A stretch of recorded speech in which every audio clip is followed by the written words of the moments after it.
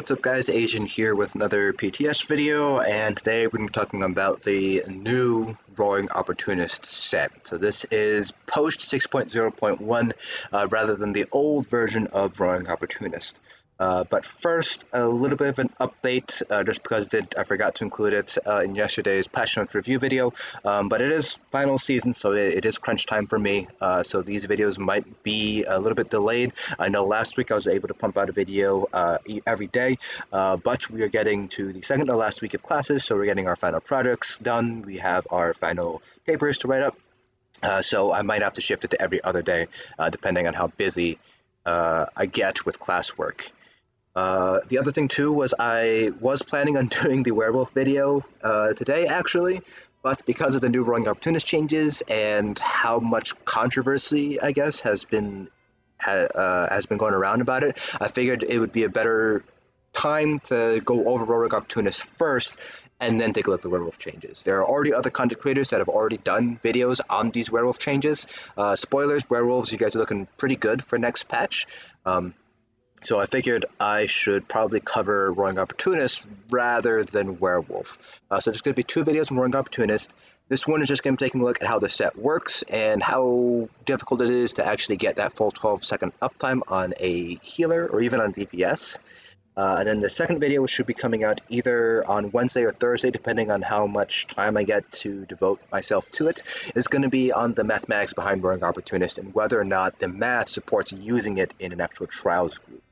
This is obviously going to be a very complicated answer, and there are obviously several scenarios that you're going to want to test out here. So I'm thinking comparing it against Master Architect, comparing it to running something like Advanced Yokeida on stand groups rather than Latestes, and all that stuff.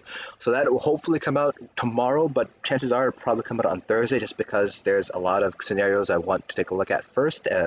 We're probably going to just take a look at 2 or 3 of the most common scenarios, most likely scenarios, but that's going to be the plan for this week. So, with all that, let's go ahead and get started here. Roaring Opportunist, 6.0.0, the sets, actually, let me go ahead and pull out a set. I'm not sure if you guys can see here. Go ahead and pull out Lightning Staff here. So Roaring Opportunist here, so in 6.0.0, you had to do a fully charged heavy attack on an off-balance enemy to get everybody Major Slayer for 10 seconds on a 22-second cooldown. In 6.0.1, a fully charged heavy will now grant Major Slayer to everybody around you for 1 second for every 8,000 damage that you deal with that heavy attack. It doesn't have to be on an off-balance enemy anymore, but it's still on a 22-second cooldown. Now, there is a minimum duration of 5 seconds and a maximum duration of 12 seconds. So if you're able to hit that maximum duration, this is a buff compared to the old version of Roaring Opportunist. But for the most part, if you're only able to hit that minimum duration, it is going to end up being a nerf. Now, first, the clarification on the wording here. It says Roaring Opportunist can only affect a target every 22 seconds. Some people have laid this sort of made the conclusion that this basically means I can proc this twice off of 2 different enemies, so 5 seconds on one enemy, 5 seconds on another. That's not how the set works. Target here is actually the players rather than the enemies. I know it's a little bit confusing. They should probably reword it to make it a little bit clearer. But you think of it this way. Roaring Opportunist applies a buff rather than a debuff. So the buff goes on allies. It does not go on enemies. So the target in this case would be your allies.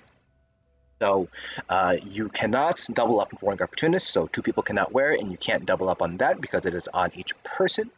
You can't attack another ad to re-up the buff because, again, the cooldown is on a person. Every person is stuck on the 22-second cooldown. So that leads us to the minimum duration of 5 over 22, which is just under 25% uptime, and a maximum duration of 12 over 22, which gives us just under 60% uptime for this buff. So, again, if you're able to hit the maximum duration, great, it's a buff, but chances are you probably aren't.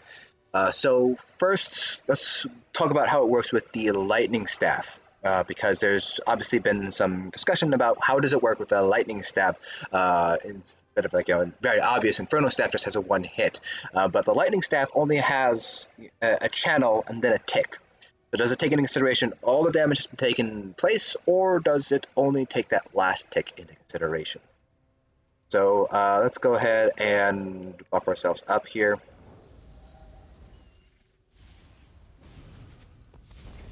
So we're gonna try to get Siroria. We're gonna get all stacks of Siroria. Basically, give ourselves the best opportunity. And I am wearing Molag Kena, so I am able to get the additional spell damage here. So and my CPs are built for heavy attack damage. Basically, I'm more or less loaded myself up for heavy attack damage here.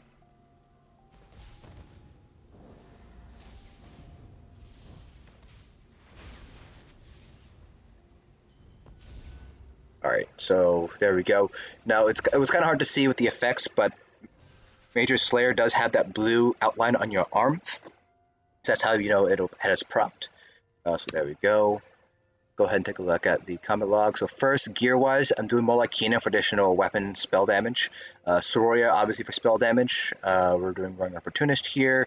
Maelstrom staff. I forgot to done Maelstrom bonus. Not a big deal here. I'm basically more or less loading up entirely to try to maximize our uptime, our damage here. So first, go ahead and look at Major Slayer. So first, let's take a look at the heavy attack here. So right off the bat, let's see, 22. I'm going to round here. So that's about 10. So 22. So 44. So we should get 5 seconds. That's 5 seconds here. And then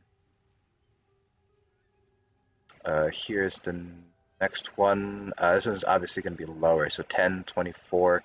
But you can see that it only procs off of the last tick here. So it actually only takes into consideration this last damage here rather than the full damage of the ticks. So if you're doing a lightning staff build, you're probably not going to hit 96k tick last tick here. Even if you build for the heavy attacks, it's just not going to work because it does take the damage from the last tick here. Obviously with an Inferno Staff, it's a lot clearer because it's just a single hit. So we're going to show you guys just how difficult it is to actually hit 96k. Now again, I am building myself up for this heavy attack build. So I'm running Siroria, I'm running Molag Kena. We're going to be using standard because that gives us additional bonus to damage done while they're in the standard. We're going to use Molten Armaments. We're going to have Engulfing Flames debuff on. We're going to be with the Blockade with the weapon damage enchant. So we're going to pretty much go the whole 9 yards, pretty much as we can to try to basically maximize their heavy attack damage here. So here we go.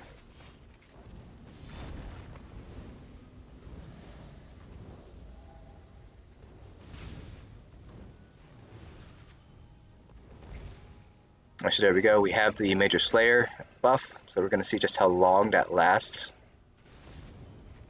Basically just how much our heavy attack hit for.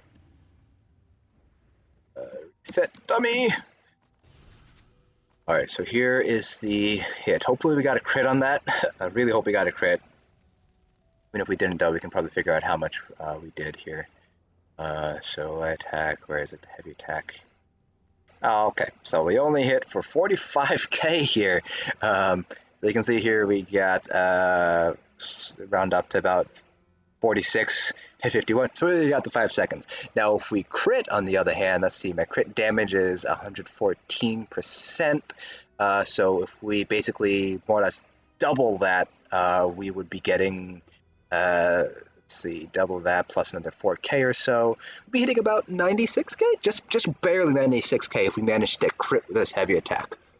So as a reminder, I specifically built myself to maximize my heavy attack damage. I had my weapon damage enchant going. I had, I could have, oh, I just realized I could have done Nern on my Roaring Opportunist staff instead. We had Molag Kena, we had Siroria, we had 3 spell damage enchants, we had our CPs all geared up towards Staff Expert and Master at Arms, and still, we only hit 45k on a normal heavy attack, and if we were to multiply this by 114%, we would just barely managed to hit that 96k. This is like best case scenario here. So it's going to be really, really difficult to get that maximum 12% uptime, 12-second uptime on Roaring Opportunist. Most of us are probably going to only be able to see 5-6 seconds here. Again, this is maximized heavy attack damage. We're running Molten Armaments. That gives us a 50% bonus to our heavy attack damage. Now, this obviously isn't multiplicative, it's additive, so it's a little bit less than that. But imagine a Templar or a Warden. Those are the 2 most popular healing classes. It's going to be very, very hard to get to 96k tick here. So Roaring Opportunist, you're probably going to be seeing close to maybe 5 to 6 seconds instead of 22 seconds. Now, because it's a major buff and you are applying it, you can pair with Yorvald's Guidance to get 40% maximum uptime. So you'd be able to get a minimum of 7 seconds or 8 seconds if you're able to get that 6% if you're running Yorvald's Guidance. But then you have to consider, well, where am I going to put things like Zen and Martial Knowledge? Probably going to be on an AgDK, so now you're changing up the whole setup here just to sort of orient yourself around this Roaring Opportunist.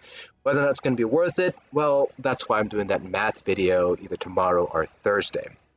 But yeah, that's how Roaring Opportunist works.